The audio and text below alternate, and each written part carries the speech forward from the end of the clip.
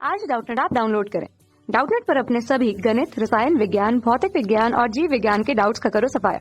बस प्रश्न की फोटो खींचो, एक ही प्रश्न को क्रॉप करो और तुरंत वीडियो सोल्यूशन पाओ। अभी डाउनलोड करें। हेलो फ्रेंड्स, हमारा क्वेश्चन है जैसा कि चित्र में दिखाया गया है, एक ही पदार्थ और एक ही लंबाई की दो मोटी और दो पतली तारे तीन अलग अलग प्रकार के वर्ग पी क्यू आर बनाती है। दिखाए गए धारा प्रवाह के अनुसार संपर्कों के साथ वर्ग के केंद्र पर चुंबकीय क्षेत्र शून्य है।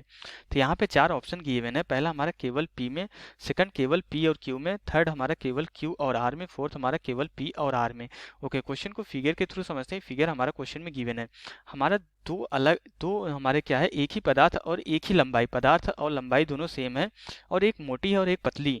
तो दो मोटी और दो पतली तारे क्या करती है, मिला के जो हमारा इस तरीके से वर्ग बनाया जाता है। ये दोनों मोटी, ये दोनों पतली। जो हमारा ज़्यादा डार्क है वो मोटी तार है, जो हमारा लाइट डार्क है वो पतली तार है। तो इस तरीके से तीन वर्ग बनाया जाता है और इसमें इस तरीके से धारा प्रवेश करती है और इस तरीके से धारा निकलती है। तो हमें ये बताना है कि हमारे इन तीनों में से जो है किस किस वर्ग पे हमारा जो है चुंबकीय क्षेत्र के केंद्र वर्ग के केंद्र पे जो है हमारा चुंबकीय क्षेत्र शून्य होगा। तो यहाँ पे हमारा क्या हो रहा है कि हमारे यहाँ पे ये बोल दिया गया है। ओके, तो हमारा जो है किसी भी तार का जो हमारा रेजिस्टेंस होता है, जो है प्रतिरोध का जो फॉर्मूला होता है, क्या होता है, आर इक्वल टू जो है रो एल डिवाइडेड बाई ए के बराबर। अब हमारी जो है ये भी सेम हो गई है, और ये भी सेम हो गई। ये दोनों हमारे क्या हो गए हैं, दोनों तारों के लिए क्या हो गए, बराबर हो गए। मीन्स हमारा प्रतिरोध सिर्फ और सिर्फ किस पे निर्भर कर रहा है, 1/a पर निर्भर कर रहा है, क्षेत्रफल के व्युत्क्रमानुपाती हो रहा है।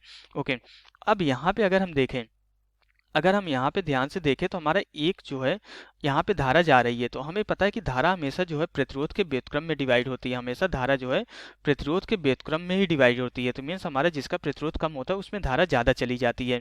तो अगर हमारे यहाँ पे केंद्र पर चुंबकीय क्षेत्र शून्य होना है तो यहाँ से चारों तारों से जो दूरी होगी केंद्र पर वो तो बराबर होगी, और एक बार धारा इस दिशा में जाएगी और एक बार धारा इस दिशा में जाएगी। तो इस तरफ धारा के कारण हमारा चुंबकीय क्षेत्र क्या होगा, इस तरफ धारा के कारण हमारा जो है चुंबकीय क्षेत्र जो है तल के लंबवत जो है हमारा जो किस तरफ लगेगा, दाहिने हाथ के नियम के अकॉर्डिंग यहाँ पे चुंबकीय क्षेत्र इस तरफ वाली धारा के कारण किस तरफ लगेगा, यहाँ पे हमारा जो होगा ये जो है तल के लंबवत जो हमारा जो है कहाँ लगेगा, नीचे की तरफ लगेगा, और इस तरफ धारा के कारण हमारा तल के लंबवत ऊपर की तरफ लगेगा।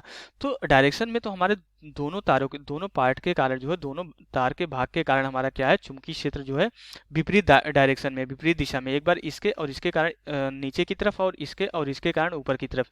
लेकिन बस हमें ये ध्यान देना कि हमारा जो अगर धारा का परिमाण अगर बराबर हो जाए तब उस कंडीशन हमारा क्या हो जाएगा, चुंबकीय क्षेत्र हमारा क्या हो जाएगा, जो है 0 हो जाएगा। क्योंकि हमारा जो चुंबकीय क्षेत्र का फॉर्मूला होता है बी बराबर क्या होता है, किसी भी तार के कारण कितना होता है, ये mu not I divided by जो है 2 पाई एक्स के बराबर होता है। ये तो मैं अनंत लंबाई के लिए बता रहा हूँ। यहाँ पे क्या होता है कि हमारा जो है जब जो है लंबाई सीमित हो जाती है, यहाँ पे हमारा जो है साइन थीटा का भी फैक्टर आ जाता है। साइन थीटा प्लस जो है sine theta 1 plus sine theta 2 हो जाता है।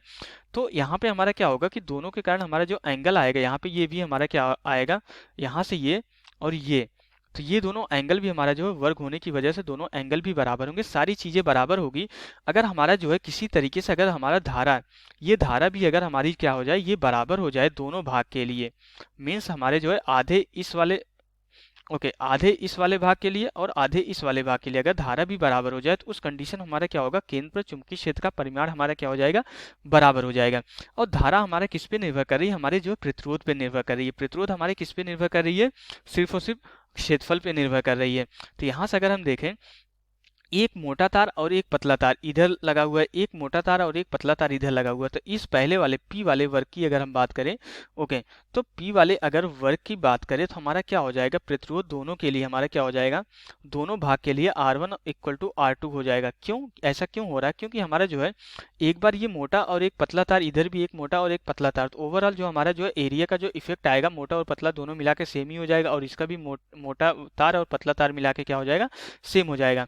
इसलिए हमारा यहाँ पे क्या हो जाएगा, P पर हमारा जो है इस इन दोनों में हमारी क्या हो जाएगी, धारा जो है समान हो जाएगी। मीन्स हमारे P के लिए हमारा क्या हो जाएगा, धारा क्या हो जाएगा, समान हो जाएगा। अगर ये धारा समान हो जाएगी तो इस कंडीशन में हमारा जो है P वाले वर्ग के केंद्र पर हमारा चुंबकीय क्षेत्र कितना हो जाएगा, शून्य के बराबर हो जाएगा।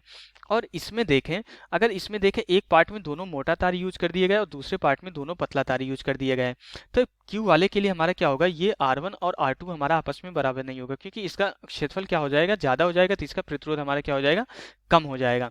मीन्स हमारा क्या हो जाएगा, यहाँ से क्यू वाले के लिए हमारा जो है R1 जो है R2 के बराबर नहीं होगा। अगर हमारा R1 R2 के बराबर नहीं होगा दोनों भाग का, तो उस कंडीशन में हमारी जो है धारा भी बराबर नहीं होगी। अगर हमारी धारा बराबर नहीं हो रही है तो हमारा जो है क्यू वाले वर्ग के केंद्र पर हमारा जो चुंबकीय क्षेत्र शून्य के बराबर नहीं होगा।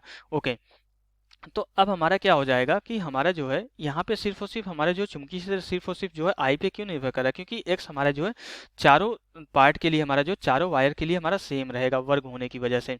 इसलिए हमारा हमने ये प्रूव कर लिया क्यू के केंद्र पर हमारा चुंबकीय क्षेत्र शून्य नहीं होगा। अब अगर हम आर वाला देखें तो यहाँ भी एक मोटा तार, फिर एक ये पतला तार, फिर एक ये पतला तार, ये मोटा तार, तो इन दोनों का जो प्रतिरोध होगा और इन दोनों का प्रतिरोध हमारा क्या होगा, सेम हो जाएगा, क्योंकि हमारा जो है एक मोटा और एक पतला वायर यूज किए गए, इधर एक पतला और एक मोटा वायर यूज किया गया, तो ओवरऑल जो हमारा प्रतिरोध आएगा वो सेम हो जाएगा, क्योंकि हमारा प्रतिरोध सिर्फ और सिर्फ क्षेत्रफल पे निर्भर कर रहा है। ओके, तो हमारे जो आर के लिए भी क्या हो रहा है, हमारे आर वाले वर्ग के लिए जो है R1 हमारा किसके बराबर हो जा रहा है, R2 के बराबर हो जा रहा है। अगर हमारा दोनों भाग का प्रतिरोध बराबर हो गया तो दोनों भाग में हमारी जो है धारा क्या होगी, बराबर डिवाइड होगी।